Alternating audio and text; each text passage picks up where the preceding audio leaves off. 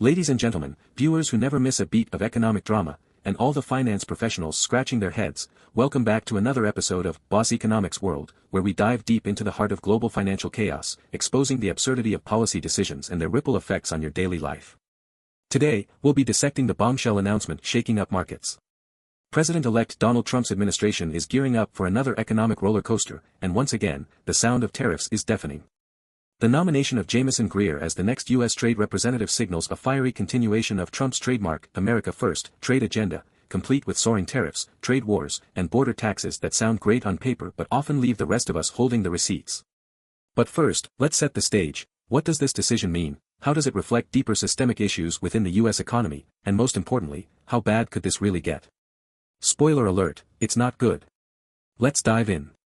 Jamieson Greer, a protege of Robert Lighthizer, the crusader of Trump's first-term trade wars, has been tapped to take the reins of U.S. trade policy. The message is crystal clear: tariffs, and yes, more tariffs, are making a comeback. To understand what kind of economic storm we're headed into, let's examine this cascade of tariff announcements. President-elect Trump has already hinted at 25% tariffs on imports from Canada and Mexico, and an additional 10% levy on Chinese goods, shaking the very pillars of international trade.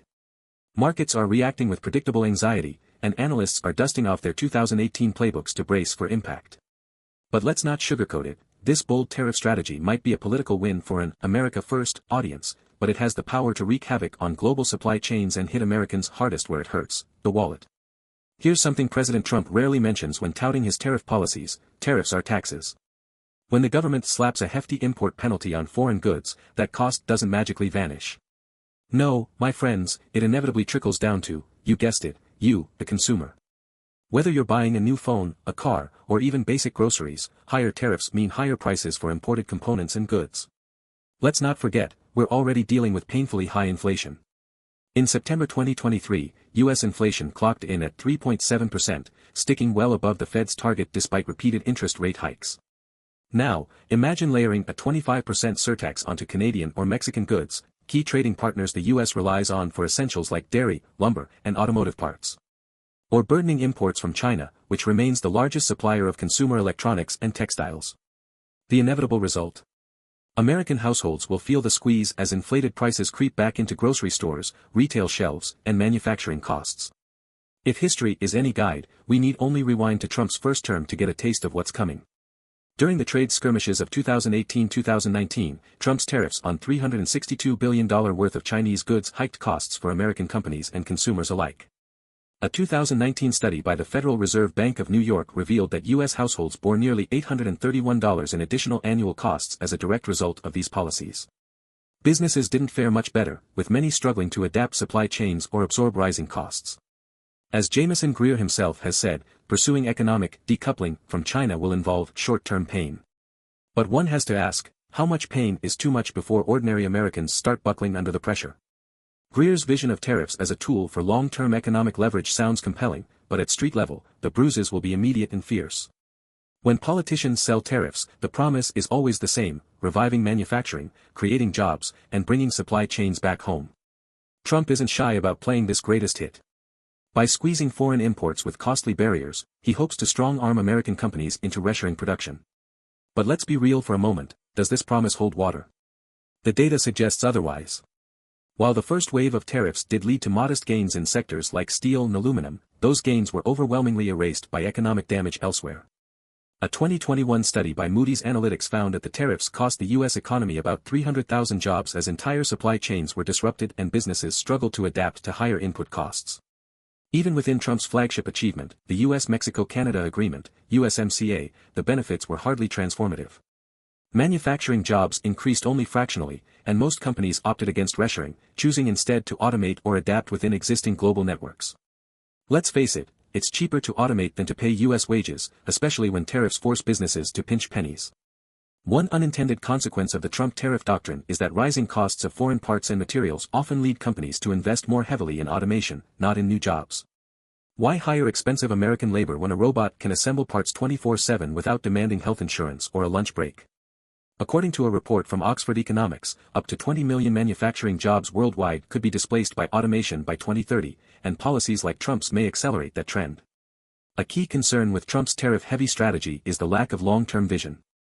Greer himself acknowledges that decoupling from China is a generational challenge, yet the tools being deployed, tariffs and trade restrictions, are blunt instruments that often do more harm than good.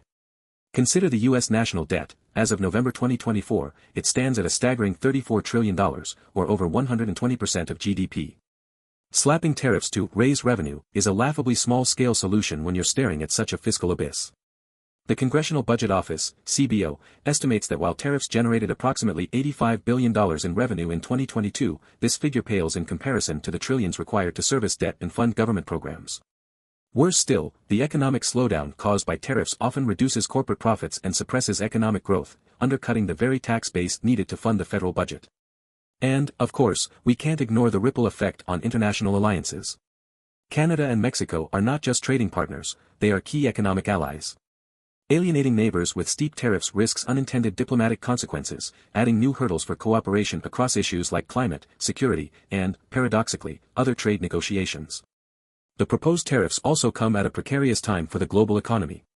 The International Monetary Fund, IMF, projected global GDP growth at only 2.9% for 2024, underlining the sluggish recovery from the pandemic and ongoing geopolitical tensions.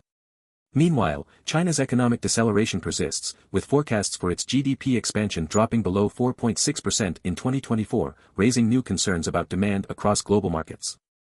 Adding further stress to already strained trade networks could push the world closer to a global recession. The specter of the 2008 financial crisis looms large, reminding us how quickly localized shocks can cascade outward in today's interconnected economy. To summarize, Trump's revived tariff strategy, with Jameson Greer as its architect, might play well politically, but economically it's walking a tightrope blindfolded. While tariffs can be effective bargaining chips in trade negotiations, their overuse risks inflationary pain, job losses, strained alliances, and a further slowdown in global growth. For American households already reeling from inflation, stagnant wages, and rising interest rates, this could be a perfect storm of economic pain. So, is this economic strategy bold or reckless? Is it genius or madness? Well, that's for you to decide. What's clear, however, is that someone will pay the price for this political experiment, and chances are, it'll be ordinary Americans. Ladies and gentlemen, this concludes today's breakdown of Trump's tariff revival. If you found value in this analysis, don't forget to like, share, and subscribe. Tell us in the comments, do you think tariffs will help or hurt the economy? I can't wait to hear your thoughts. Until next time, keep an eye on the markets and your wallets.